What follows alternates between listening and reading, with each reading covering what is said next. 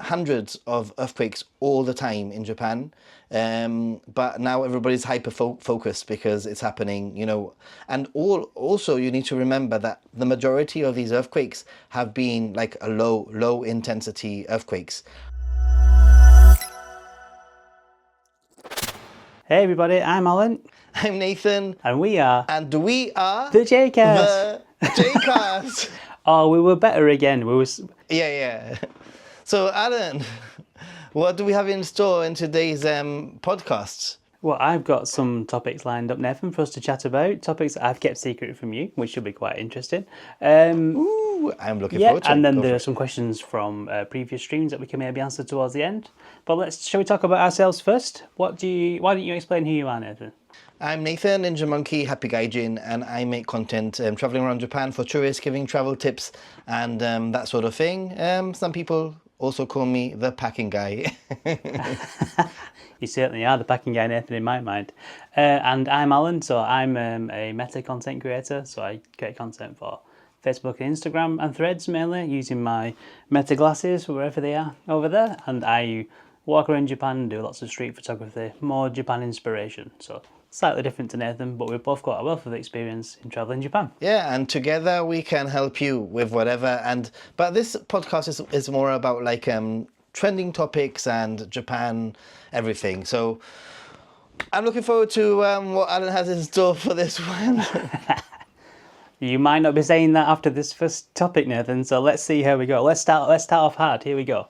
So, have you heard of, there's an aquarium in Kobe that's got a recent exhibit where you can scratch animal bottoms and sniff them if you like to do. Have you heard about this in Kobe? Actually, I have absolutely heard of it, and it's not recent. It's not as recent as what you might think. It's been around for at least 2 years now. It's probably just become, the internet sometimes is a little bit slow with being viral, virality. Yeah, I know about this aquarium in Osaka. It's been one of these places where I've read a few different like articles. Haven't really seen any videos until like this year, as you've just mentioned, right? It's sort of become a little bit more popular this year. Would you do it? What do you think? Well, that's how I've heard about it. It's seemed to become more popular on social media, and then as per usual, it's like a sale. It's got its wind behind it, and now it's kind of everywhere. I'm not so sure it really appeals to me, to be brutally honest. So I'm not sure why I would try to go there. But I mean, yeah. And I actually have a friend that went there, actually, and they're the ones that told me about it. This was a while back, actually. So. Oh, even better. It'd be interesting to know what they said about it. But for me, Kobe is one of those places that I haven't yet visited in Japan. I've been very close to it. I've stayed in Osaka quite a few times. I've stayed in Kyoto and Nara as well, but I've never actually been to Kobe itself. So maybe this is, another reason to go, and that might tip me over the edge to actually go to Kobe. Yeah, well, other than some Kobe beef, I suppose. There's always another reason to go. Always another reason to go. Yeah, I think to be honest, I'm always interested in like visiting places like this that are a little bit interesting. Would I do it? I think I would do it. I think that maybe I wouldn't do it now if it's become so popular, which is why you should subscribe to this podcast so you can be ahead of everything, and you can know when things are happening. Not only that, but Alan's Facebook, also my Ninja Monkey. I give you things. I think I even covered this like a few years ago in one of my updates, probably. So yeah. This is the problem with these things. You get there, it's been done. Your expectations are up here because you've seen so many videos, and then you get there, and I don't know. Maybe it's fun, maybe it isn't. Maybe it's a long queue. Yeah, it is what it is. Yeah, well, that's true. I suppose. When I go to Japan, I try and avoid the queues as best as possible, but it's not always one of those things that you can avoid, unfortunately. Think of places like Team Labs, Nathan, the queues are sometimes out of the door. Thankfully, they have those slots now, don't they, where you can just kind of cruise up at, your allocated time. But there are places that, I think, Alan, that there are places like Team Labs that are the kind of place that are just fantastic and wonderful, and there are going to be crowds, but you're going to have a great time. Just double checking, you are recording, right? Yeah, I'm 5 minutes and 5 seconds in. Okay, perfect. No, I didn't know you'd already been, by the way, but never mind. We'll talk about it.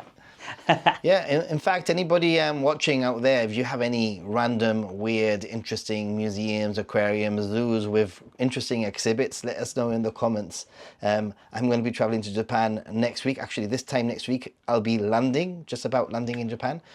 But you'll be watching this in the future, so I'll already be in Japan. But let us know, because we might be able to go. We might be able to actually visit some of these wacky, interesting, unique, exhibitions in Japan. Last time on our podcast, we talked about the impending large earthquake that was predicted, if you remember. And that was a podcast a few weeks ago. Now we are right on the day. It's the 4th today as we record. Yeah, so it's tomorrow. But in Japan, it's probably already tomorrow now. There has been quite a lot of rumblings of earthquakes in some southern islands in Japan. And I've heard of some evacuations as well. Yeah, I'll keep chatting.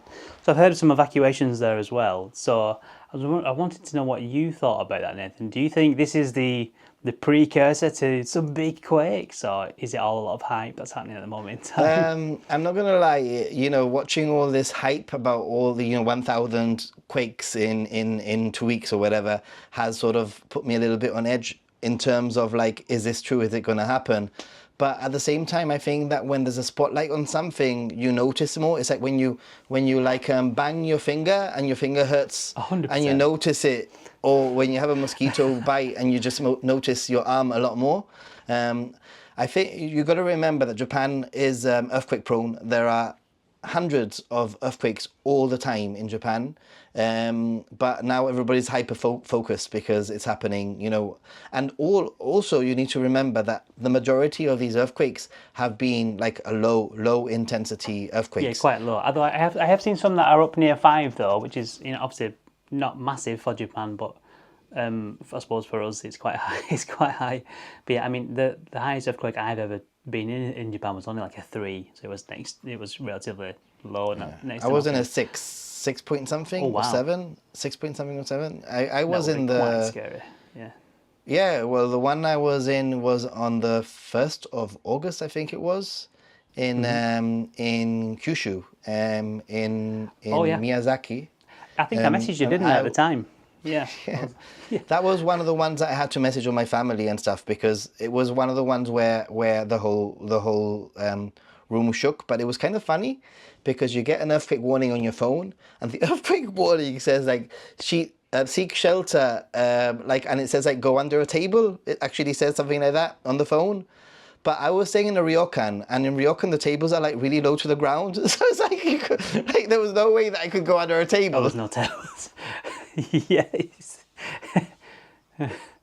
Unless it was like a kotatsu style table with a little hole underneath. You can try and sneak underneath it. Yeah, get underneath the kotatsu. That'd be. Yeah. Oh yeah. Go in the hole, right? No. But fun afterwards. That experience was kind of fun fun. It was. I'm not gonna lie. It was scary, but I was fine. It was wobbly and quite intense, most intense I've ever been in an earthquake. And then I went down. I was on the 4th floor. I went down, and all the tourists were down there. And by tourists, I mean all the like Asian tourists, the Thai, the Chinese, the Koreans. They were all down there, and me, and they were all petrified basically. And the cleaner was still mopping the floor as if nothing had happened. Yeah.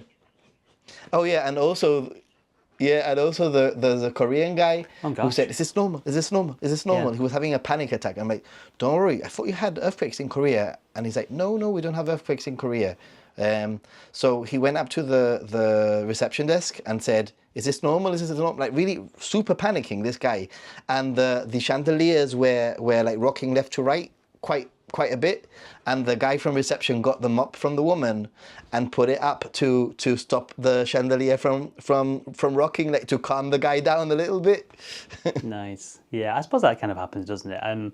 I think I'd be quite nervous if I was in such a large earthquake. Thankfully, the ones I've been involved in quite low, so it's not been so bad. But yeah, again, maybe it's probably a good point to mention, if I'm right this time for our listeners, is there are some apps that you can download which kind of help you with earthquake awareness. So me and you both recommend the same app, I think, available both Android and Apple. It's called Yurikuru Call. So it's a fantastic app that I use. Every time I go to Japan, I just make sure it's downloaded and is ready on my phone just for that extra earthquake awareness. It's absolutely fantastic, and it's probably an essential for me in terms of the apps that I download when I go to Japan. And I think I got it from you, Nathan. So there you go. See, thanks very much to the app guy. You're not just a packing guy, you're the app guy as well. Yeah, just so we know. 100%.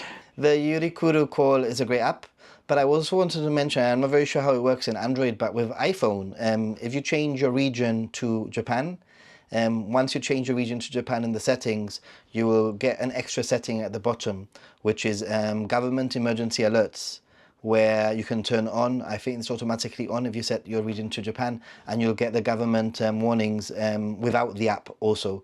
The only thing is that the app gives you the early detection and gives you like a countdown. In my case, it actually said like you got 8 seconds, like expected in 8 seconds, 7, 6. It's actually quite, the warning is more panicky than the actual earthquake. It's like 5, 4, 3, what's gonna happen? But unlike the Japanese weather apps, which don't seem overly accurate, the earthquake app seemed very, very good in my, in my experience. So I would definitely recommend doing that.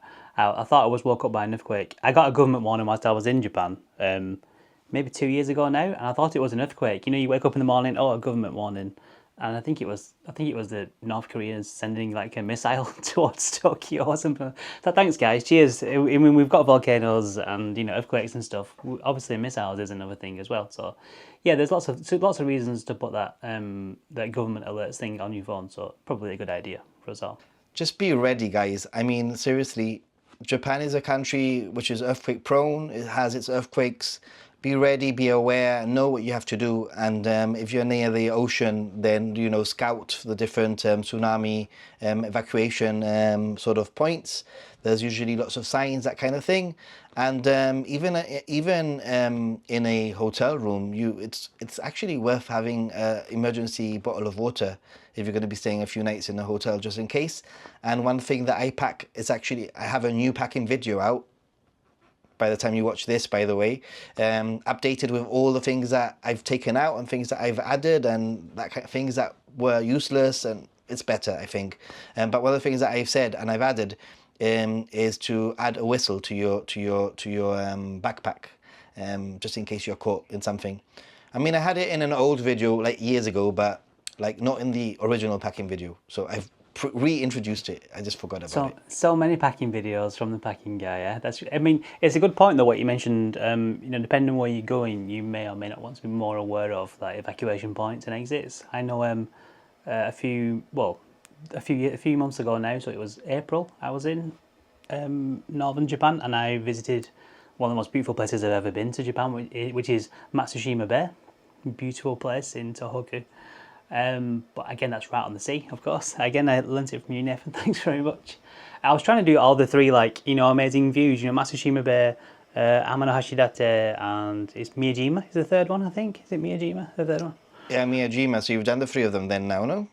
No, I haven't been to Amano Hashidate. I went to Ine next door, but I didn't go to Amano Hashidate. Ooh, oh my goodness, you were so close. You were so close.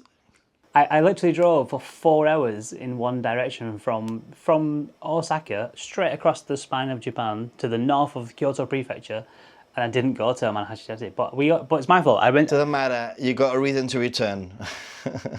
Well, yeah, exactly. But I only rented the car for 1 day, so if I thought about it, I should have rented it for more than one, and we could have stayed there, overnight. But I was a bit cautious about getting back because we drove instead of catching the train, because the trains aren't great, are they, for that particular journey from Osaka? Oh, it's doable, but it's very limited. You have to get the one that, whatever it was, like at 7 in the morning. Limited Express. If you miss that one, even that one takes 3 hours to get there, and then if you miss that one, it will take like 6 hours to get there or whatever. So it's complicated, but it's doable, but not as a day trip. Not as a day trip. Like, I stayed overnight. I'm glad I stayed overnight. I got a lot done. I rented a bike. I cycled across the sandbar, right? Sandbar, yeah, you're right, Sandbar. That's Sandbar, correct. yeah. And then I did Ine, I got the bus back, I spent the night, I had a nice traditional, there was no tourists whatsoever. It was fantastic, beautiful views, nice location, nice area, it's everything that you want really. No tourists. I think, another good top tip for the tourists out there who watch our stuff is if you think somewhere is going to be overly crowded or overly touristy, think Kiyomizu-dera in Kyoto or basically anywhere in Kyoto at the moment in time. But staying overnight near those places, or like you've done I think you mentioned you were going to do that in Miyajima at one point, stay overnight in Miyajima. I'm gonna do it. I'm gonna do it. Maybe by the time you've watched this, yeah, I'm so excited about that. And is it this time? Yeah, there you go. But because most tourists, travel within a certain window, like 7 till probably 6 p.m. or something, because it gets quite dark. If you could stay overnight there, you almost end up with these places to yourselves, don't you? Which is absolutely fantastic. I know personally, I stayed on Kiyomizu-dera Hill in an Airbnb overnight. Well, for a few days actually, but I stayed there specifically so I could get the empty shots of Kyoto. Just no tourists at all, and I was basically the first up wandering around those streets. In fact, we stayed up overnight, so it was even worse. But thankfully, my wife was really happy to let us do that. No, but that works. We basically got. It was very, very good. It's a good idea, though. I think for a lot of people is consider staying over in those places, and then you can almost get those places to yourself and see what it's like. Yeah, I had a similar thing when I went to Kawaguchiko, to Lake Kawaguchiko, to check out Mount Fuji, and that was that. I stayed overnight, which meant that the evening, when we arrived in the morning, it was packed with people. I was like, oh my God, this is like hell. But after, it was crazy. So busy, yeah. But after around 4 p.m., the people started to disappear, so disappear. And by 6 p.m. there was no one. We had the evening to ourselves, and in the morning, got up nice and early, got everything to ourselves. There was like a handful of tourists there. It was amazing. And then by 10, people start appearing, and it's the whole thing all over again. So yeah, I mean, do it that way. So that's us talking about, dog butt sniffing aquariums, which is, I'm sure, must be on your list from now on. And obviously earthquake preparedness and just generally thinking about travel in Japan. But I thought we would talk about something that we don't really mention too often, but was something you probably see quite a lot behind us all the time, is souvenirs from the land of the rising sun, Nathan. We get a lot of questions about, I don't know about yourself, but I get a lot of questions about buying souvenirs in Japan and then taking them back to people's home countries, such as tax-free things, which we've mentioned in a podcast before. And people saying, oh my God, should I buy another suitcase? What shall I do? I've got so many things to buy. But also the ones, for us who are more long-term Japan travellers, we've both been travelling there over a decade, and you've been a million times, of course, much more than me. But the question is for you, Nathan, is what do you still find yourself buying in Japan that you can bring back to your home place? What do you always return? Do you always return with one thing, or is it always something different? Are you going to show us now what you've got? Oh, I think I know what it is. Well, this is come on. If you've been watching me, then you know that my channel is obsessed with Tokyo so it's Banana. Food, Nathan, though. Food for you. But I think edible stuff is pretty good always. Yep. People ask for snacks, snacks of all types, chocolate, special things like Tokyo Banana, etc., etc., etc. Kit Kats, all those things are great things to bring back. Just be aware that some of them have a very short shelf life, and you can get away with putting them in the freezer like I do sometimes, and then bringing them out as you need. So that's one thing that I would say is a great souvenir. And then for tourists wanting to buy really cheap gifts to give maybe for work colleagues, you don't want to spend too much money, but you want to say, hey, I've been to Japan, you want to show off your trip, right? Here's a slice of Japan for you, type of thing. There you go. Yeah. I would say that chopsticks, and even if you buy multi-packs of chopsticks and break them up and give them up to as souvenirs to your work colleagues, those work very, very well. What about yourself? I think chopsticks is a very good idea, in all fairness. I mean, I've brought loads of things back. Now I don't really work in an office anymore. I kind of work from home, so my colleagues don't really exist anymore. Well, not in a physical sense. Well, family, Yeah, but for family-wise, we tend to bring back things that people collect. So when I was younger, my sister always collected erasers. So a few times in the past, I've brought back some really cool, funky, Japanese erasers. There's absolutely loads of them. I quite like Japanese prints and woodblock pictures and things. Oh, Much yeah. like this here. Yeah. So those are always nice to buy. I bought these koi cap streamers, for the koi nobori they call it, don't they? Things like I mean, that. had I known this, I would have got things prepared. But another thing, I'll just Right, grab it that's from fine. here. I don't have too much prepared. But another thing, and this is talking about Nice. like food stuff. Like this is from the Tokyo Pokemon Center, and it was Yep. full of biscuits. But it's a tin. tin. So it's a nice sort of like thing to bring back for people or for yourself, because you get to eat what's inside, and then you get a nice souvenir. If you're into anime, there's figures and that kind of thing. Things that I brought back have been fans. Also, I live in a hot country. It's ridiculously hot right now. It's been headline news around the world. You're in a huge heat wave, aren't you, Nathan? I believe you're like 40 degrees almost. Is it over there? Is it 38, 40? OMG, seriously, 40 plus. I mean, here it hasn't been reaching that bad. That it's been like high 30s, I'd say.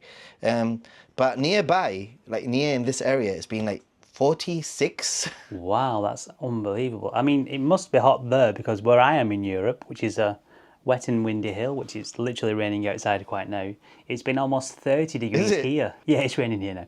But yeah, it's been almost 30 degrees here, so that is atrociously hot for the UK, which is Yeah, it's crazy. But yeah, fans are really good ones, like hand fans. And then you know what, something that I've bought in the past and I don't have to demonstrate, and I can't remember what they're called. It's these like they are sort of like a napkin, like a handkerchiefs that become bags. What are they called? Oh, the Japanese ones that you tie into a bag. I know what you mean. Yeah, Oh, what are they called? yeah. They're not called. It's not kintsugi. Anyway, kintsugi. those I know what things. you mean. Kintsugi is when you break something and replace it with gold, isn't it? That's what that is. But yeah, I know what you mean though. Yeah, it's like I said. Those are really cool. Yeah, they're very, very handy, those as well. So we often buy, when we're in Japan, like a small bag to carry around with us. Because we have like a chest bag most of the time that we wear. But sometimes you'll nip to the shop and grab a few extra bits and bobs. We have a small like zip-up bag, like a circular bag that you unzip and pop out, and then you can use that for your shopping and things like that. Always handy to have one of those little bags, ready and waiting for stuff. Yeah. I mean, yeah, those are really handy. yeah, and in terms of other souvenirs, I mean, there's quite a few bits and bobs. I quite like video game stuff, so I've. But those are just things that you pick up that you see, right? Basically, like those are not like there's a difference between, like, for example, I'm going to show you this and I've showed it before. This is a pillow that I got in Universal Studios, but you turn it inside out and it becomes, if I can turn it inside out. So it was a question block, and now it's. It becomes the star. Nice. So what I'm saying is that there's a difference between getting souvenirs, because you have preferences, and there's likes. You're interested in anime, you get anime. You're interested in Mario, you get Mario. You're interested in Pokemon, you get Pokemon. And souvenirs that you purchase for other people. And I think a lot of the things that you've shown are things that you bought for yourself, right behind you. Well, yeah, but I mean, I think a souvenir can be for yourself, don't you? I think. But what would you? Yeah, but what would you buy other people? That's a tricky one. Yeah, I mean, it would depend what those people like. I've brought my parents back some nice alcohol in the past, like whiskey. Japanese whiskey is really popular and very, very nice, if I'm brutally honest. I've mentioned the erasers and things before. I've bought things for my children when we've gone without them, so like teddies and plushies and things of that nature. And we have all of our winnings from the from the crane games that I still need to open. They're hidden down here, but you can't really see them. They're kind of out of shot. But yeah, I have all my crane game winnings down here, which I still need to do something with. But yeah, I mean, that's the kind of stuff that I pick up. I mean, maybe they're not a souvenir. They're probably more just a gift for me. But I mean, a gift from Japan. I mean, my whole family have yukatas now. Like, Yeah. I could literally do a family portrait, get my mum, my dad, my brother, my sister-in-law, my niece and my nephew, and do like a Japanese yukata like family portrait. Because through the years I've done that. For the years I've bought yukatas and I've gifted them. They can be quite expensive, so it's not something that I bought like in bulk and given out. but it's been like progressively through the years. Also, it all depends on whether it's your first trip or a returning trip, because Exactly. as a first tripper, as a first time traveler to Japan, you will spend a lot more money on stuff. You're gonna fork out. You're gonna want to do things. You're gonna buy things. See something. Oh, I'm gonna buy it. But if you return, you don't have to buy the yukatas again. You don't need to buy this again. You know what I mean? So it's different. As a what do you think about that? That's very true. No, you're right. When I was quite a young boy, which was a long time ago now, as you can see from the mug, I'm no longer a young boy. But yeah, when I was a young boy, my father went to Japan. I think I was 7 or 8, so we're talking early 90s, and he brought back a yukata one for all 3 of us, one for him, one for my mother, and one for me, and I have mine and his now. So those are 33 years old, something like that. Yeah, I mean they're great. I think they're fantastic. But that's fine. You know, I've got yukatas that I bought for myself from thrift stores, and those might be like 30 plus years old. So Yeah, well, have you got this though? Well, let me show you this. Hold on. Whilst we're talking, do you have a yukata from Aomori, which is an actual yukata for a bottle of wine or whiskey? A nice little one. yeah, I have one. I actually do have one, but mine was gifted to me. I've got to find it. Mine was gifted to me. Mine's somebody made it out of origami and gave it to me. So Oh, that's nice. Was that in a bar or something, Nathan? Or where was that? In a... No, it was, well, it was in the hotel. They gifted to me in the hotel, you know. Yeah, nice. But yeah, there are lots of things that you could buy as souvenirs. Like I said, food items, chopsticks, fans, umbrellas. I've even bought some umbrellas. Another thing is the Konbini transparent umbrellas. They're so you know, good. are so quintessentially Japanese. 100%. Whenever it rains, I buy one, and I actually purposely bought like suitcases that can fit for umbrellas. inside. And if not, once I even bought a duffel bag as additional luggage that was long enough to fit umbrellas. So I put all my like gifts and stuff and bought some umbrellas, and people flip out when, you know, they love it. I give them these transparent Japanese umbrellas that cost 500 yen, and they think that I've bought them something costing like 20 times more. Well, I mean, it's the sentiment, isn't it, as well? But it's like, here's the umbrella from the streets of Tokyo, full of Japanese technology. There you go. It's a casa. It's not an umbrella. Casa. And when I open my umbrella, like when I open my umbrella here at home, well, when it's raining, you know, I'm like, oh, this is a piece of Japan, you know, like. Yeah, of course. Well, that's what I like to do. So I kind of, you know, the things that I buy when I'm in Japan, I quite like, you know, rings and things like that. So my ring is like an ancient Japanese coin from like the 1900s. So it's those type of things that kind of keep you connected. I feel that, you know, whilst you're not in Japan, those are things that can keep you connected to the land of the rising sun.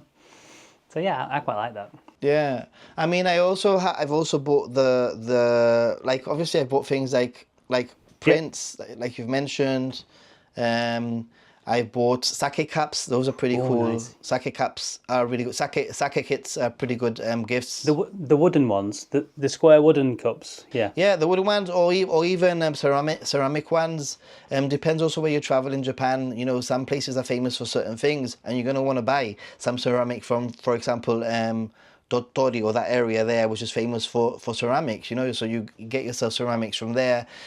From Uji, I bought myself like some green tea, some matcha tea, specifically from there, because Uji is famous for that. So regional delicacies and regional crafts are definitely something that I like to buy. Yeah, there's so much. Yeah, no, it's a great point.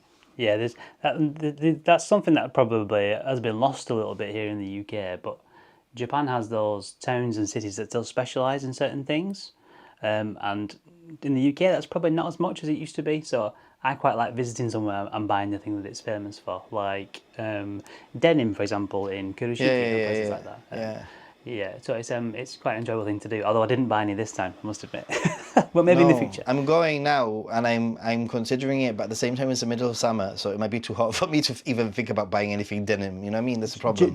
Japan's hot anyway, Nathan. I mean, we've been in April and October, and it's still been quite hot for us, but we're probably used to the cold, aren't we? So we don't all live on the Mediterranean, I'm afraid. So yeah, it's been quite warm for us the last few times we've been.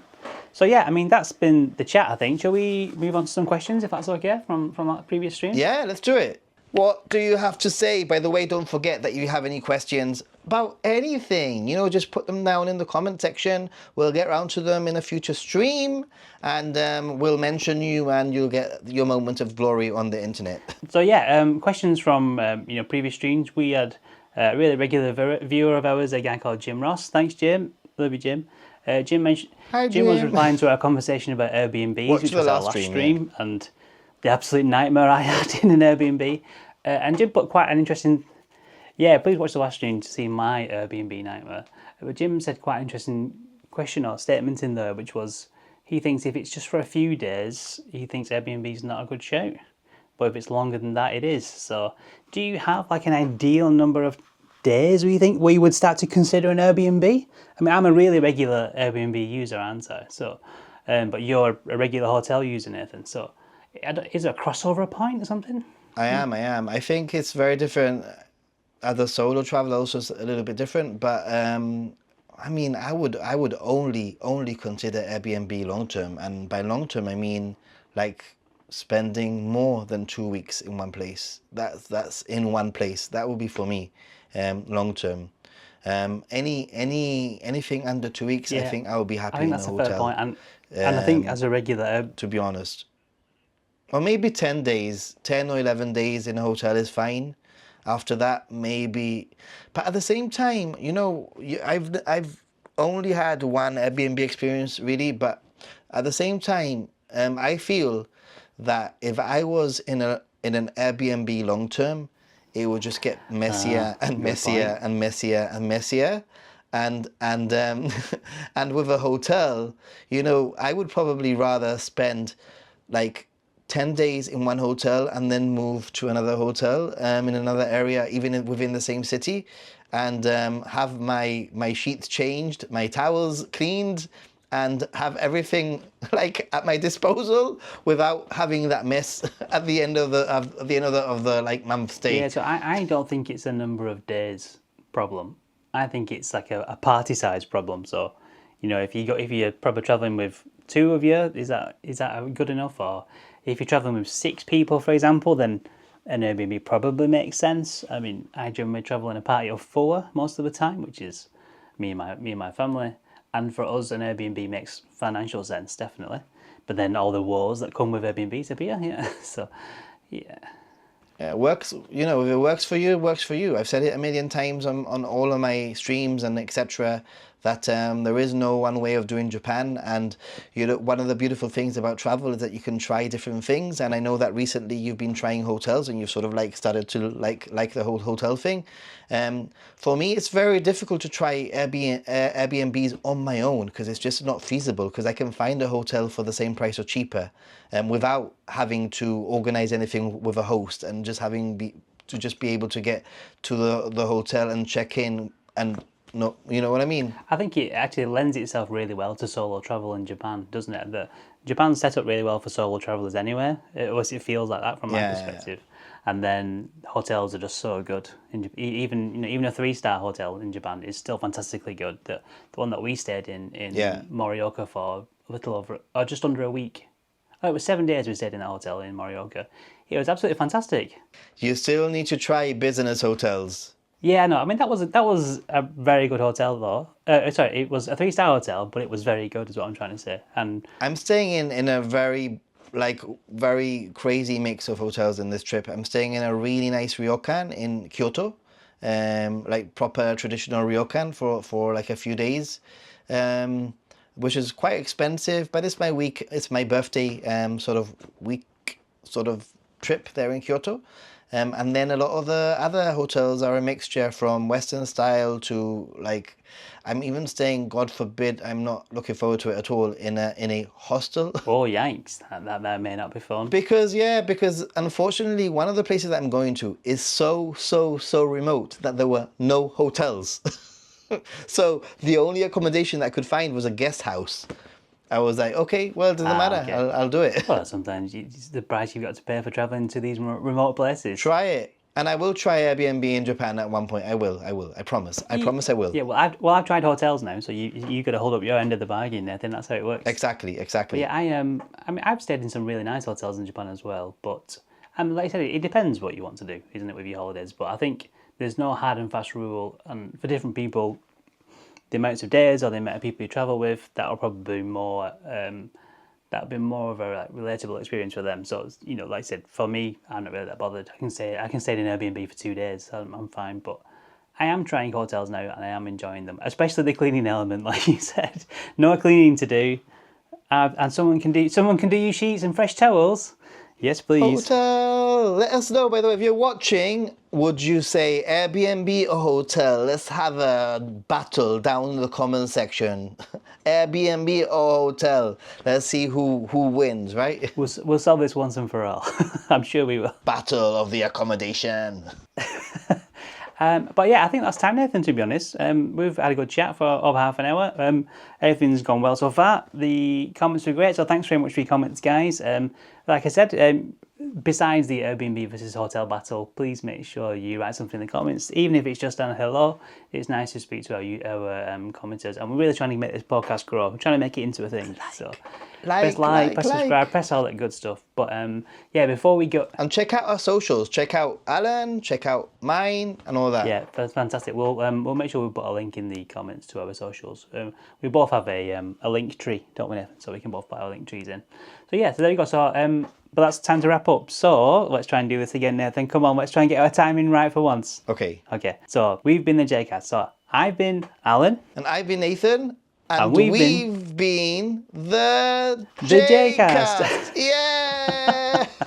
we were slightly better. Come on. That was better than the start, so I'm quite happy with it. See you guys. Thanks for watching. Stay positive. Travel. Thanks very much, guys. See you later. Bye-bye.